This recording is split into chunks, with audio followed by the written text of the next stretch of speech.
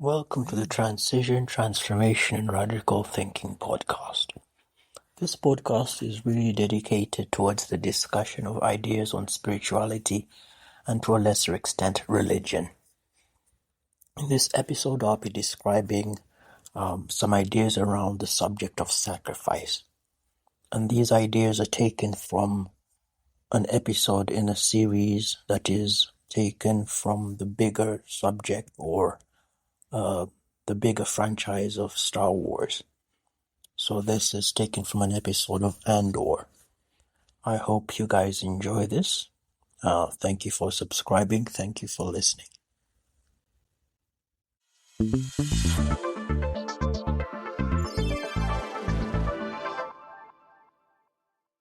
So I suppose you first need a bit of an intro into the series Andor.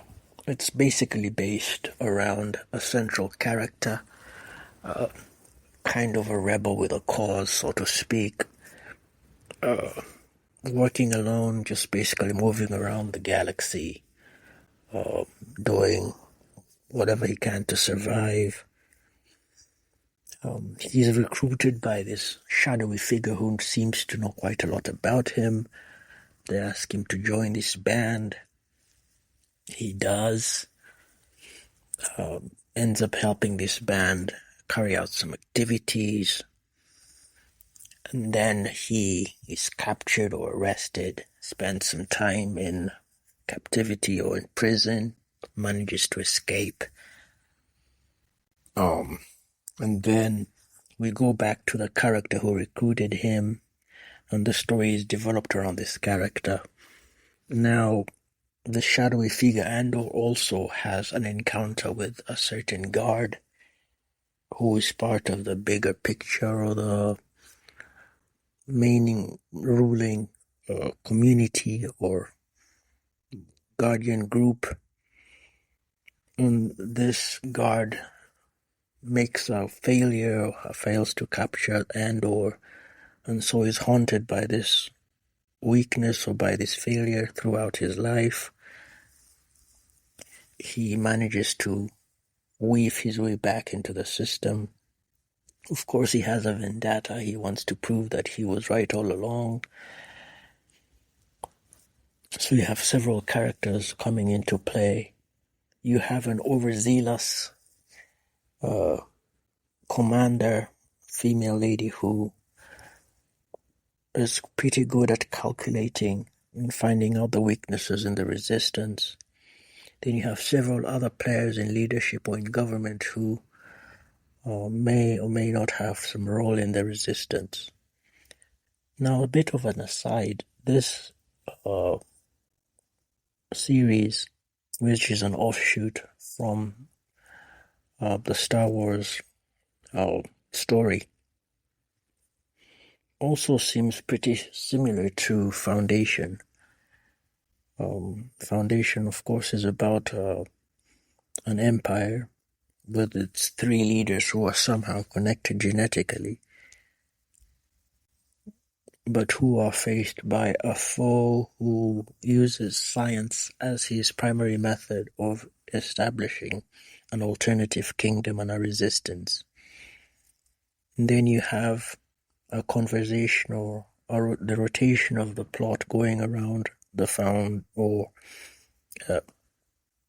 these rebel groups and the alternative government and the empire.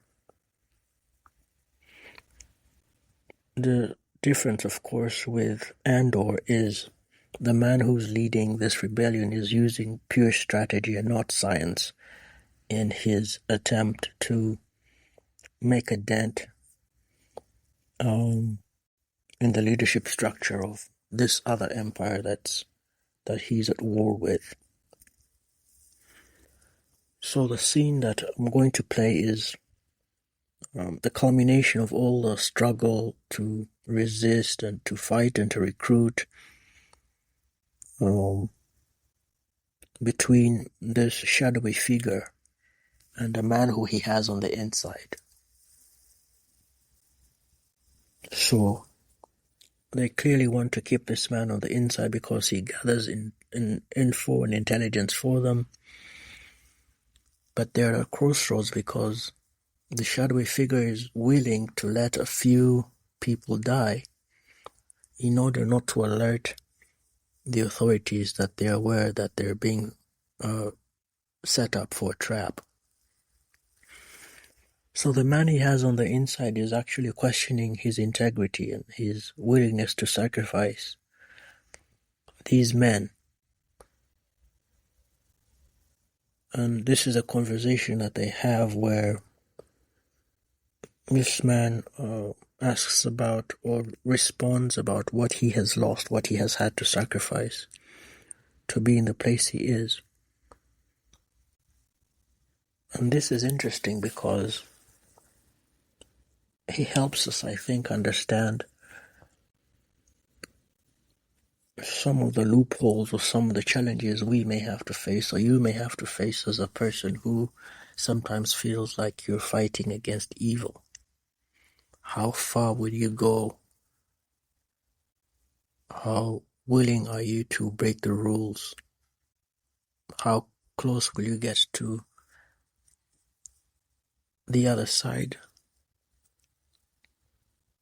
And his response, I think, is telling.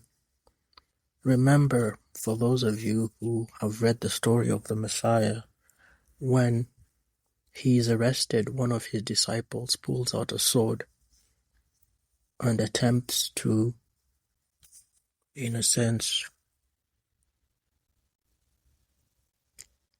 make war on behalf of his master, but this is not the path that the Messiah is willing to take.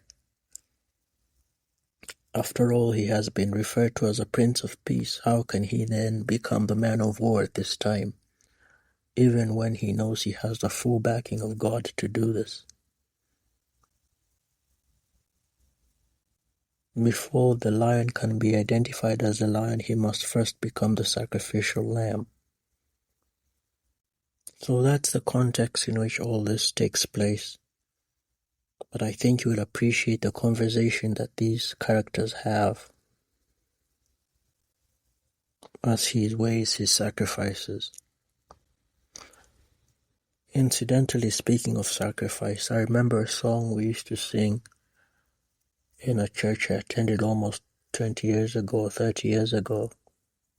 And the song said, I will pay the price, although it costs me all my life. I will pay the price. Very complicated song if you think about it. It's scary to think of how many of us will be willing to die if threatened.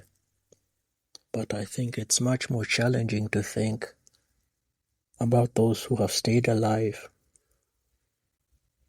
but sacrificed their dreams, their visions, their goals for the sake of the faith. Something that lets you or takes away your life in an instant is one thing, but something that you have to live with for 20, 30 years thinking about what could have been can be quite challenging. So what we'll do is after you've listened to this, we'll just close it out.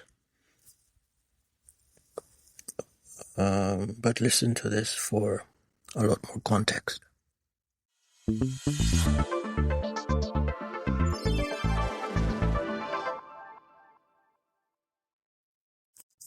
no pleasure in saying it, but you're going nowhere. Sacrifice means nothing to you, does it? I said I think of you constantly, and I do. Your investment in the rebellion is epic. The double life, every day a performance, the stress of that. We need heroes, Lonnie, and here you are. And what do you sacrifice?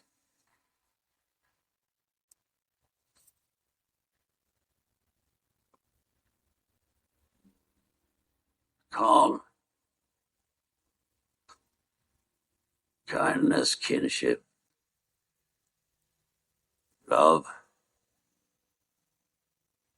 I've given up all chance at inner peace. I made my mind a sunless space. I share my dreams with ghosts. I wake up every day to an equation I wrote 15 years ago from which there's only one conclusion. I'm damned for what I do. My anger, my ego, my unwillingness to yield, my eagerness to fight has set me on a path from which there's no escape. I yearn to be a savior against injustice without contemplating the cost, and by the time I look down, there's no longer any ground beneath my feet. What is my sacrifice? I'm condemned to use the tools of my enemy to defeat them. I burn my decency for someone else's future. I burn my life to make a sunrise that I know I'll never see. Now, the ego that started this fight will never have a mirror or an audience or the light of gratitude.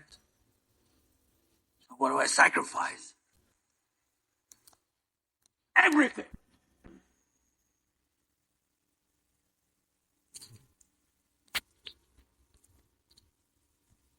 Just stay with me. I need all the heroes I can get.